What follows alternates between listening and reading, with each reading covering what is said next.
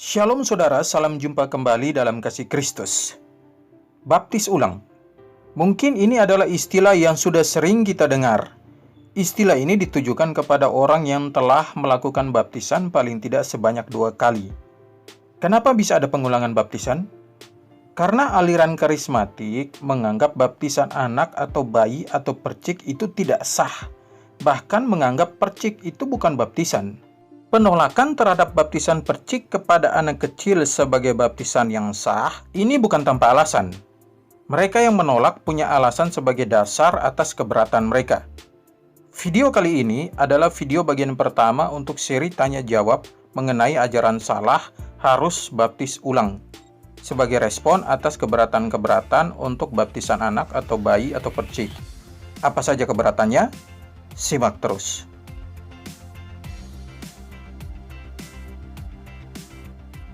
Tanggapan untuk keberatan, tidak ada ayat yang memerintahkan baptisan anak atau bayi.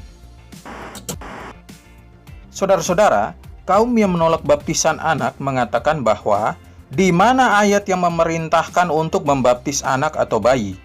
Tidak ada. Untuk pernyataan ini, tanggapan saya adalah di mana ayat yang melarang membaptis anak atau bayi? Tidak ada juga.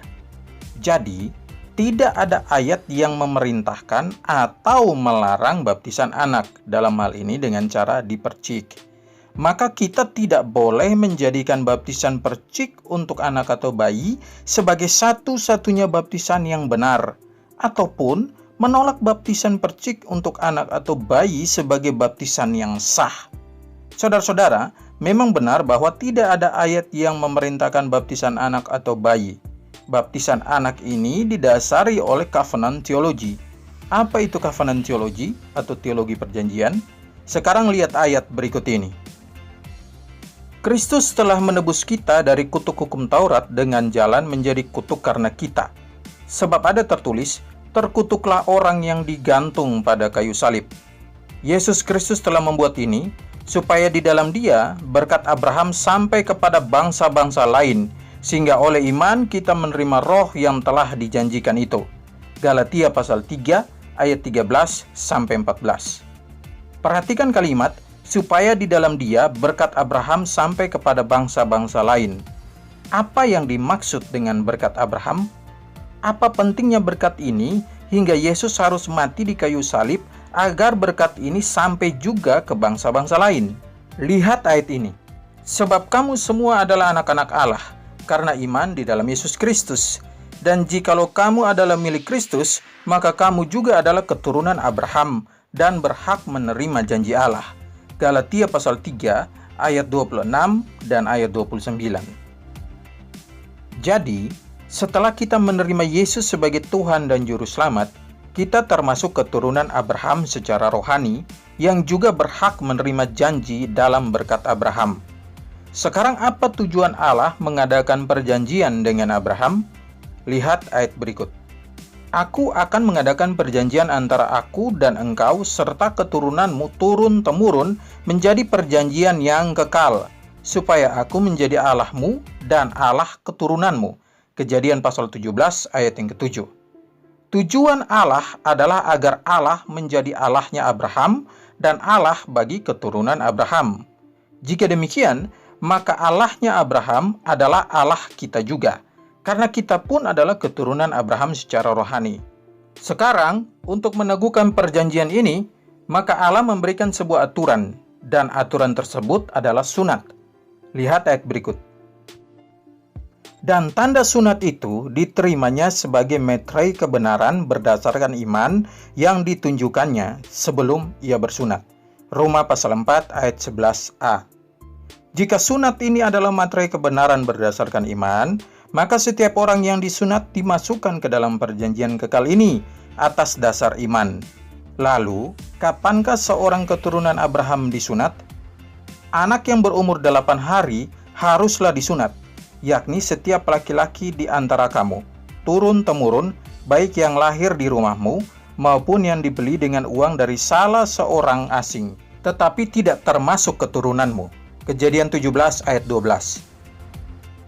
Saudara-saudara, dalam Roma 4 ayat yang ke-11 tadi mengatakan bahwa sunat itu adalah metrei kebenaran berdasarkan iman. Nah, kalau seorang anak disunat pada umur 8 hari, maka iman siapa yang dipakai dalam praktek sunat itu? Apakah iman dari anak itu sendiri? Tentu tidak. Bukankah bayi belum bisa beriman? Jika demikian, maka iman di sini adalah iman orang tuanya, yakni Abraham. Mengapa bayi yang belum bisa beriman harus disunat? Karena sunat adalah perintah Allah. Menolak menyunatkan anak karena anak tersebut belum bisa beriman, itu melawan perintah Allah. Sekarang mari kita lihat kasus yang dialami oleh Musa karena kelalaiannya dalam urusan menyunatkan anak. Tetapi di tengah jalan, di suatu tempat bermalam, Tuhan bertemu dengan Musa dan berikhtiar untuk membunuhnya. Lalu Sipora mengambil pisau batu, dipotongnya kulit katan anaknya, kemudian disentuhnya dengan kulit itu kaki Musa sambil berkata, "Sesungguhnya engkau pengantin darah bagiku."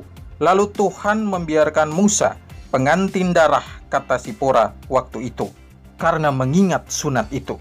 Keluaran pasal 4 ayat 24 sampai ayat 26. Jadi sunat itu adalah tanda perjanjian berdasarkan iman yang dilakukan pada keturunan Abraham secara jasmani pada saat mereka masih berumur 8 hari, belum bisa beriman dari diri sendiri.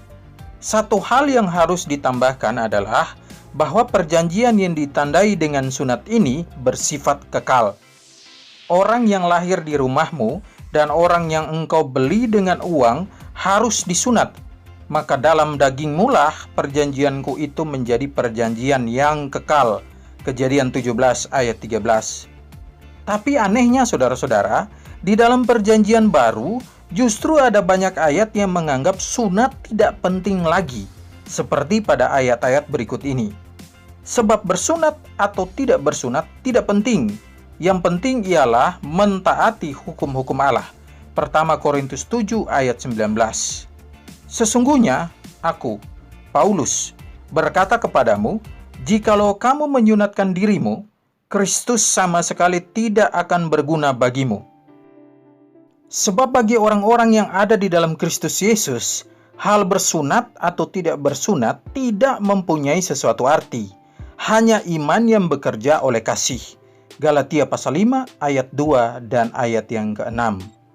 Sebab bersunat atau tidak bersunat tidak ada artinya, tetapi menjadi ciptaan baru itulah yang ada artinya. Galatia pasal 5 ayat 15. Mengapa demikian? Karena tanda sunat tersebut telah diganti dengan baptisan. Ini berlaku setelah Yesus mati dan bangkit. Dalam Dia kamu telah disunat, bukan dengan sunat yang dilakukan oleh manusia, tetapi dengan sunat Kristus, yang terdiri dari penanggalan akan tubuh yang berdosa. Karena dengan Dia, kamu dikuburkan dalam baptisan, dan di dalam Dia, kamu turut dibangkitkan juga oleh kepercayaanmu kepada kerja kuasa Allah, yang telah membangkitkan Dia dari orang mati. Kolose pasal 2, ayat 11-12. Karena kamu semua yang dibaptis dalam Kristus, telah mengenakan Kristus. Dan jikalau kamu adalah milik Kristus, maka kamu juga adalah keturunan Abraham dan berhak menerima janji Allah. Galatia pasal 3 ayat 27 dan ayat 29.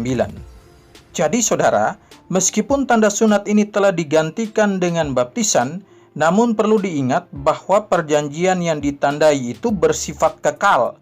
Dan karenanya, jika anak berumur 8 hari harus disunat dengan iman orang tuanya, maka baptisan pada anak atau bayi yang belum bisa beriman pun bisa dilaksanakan atas dasar iman orang tuanya, sehingga anak ini masuk dalam keluarga Allah.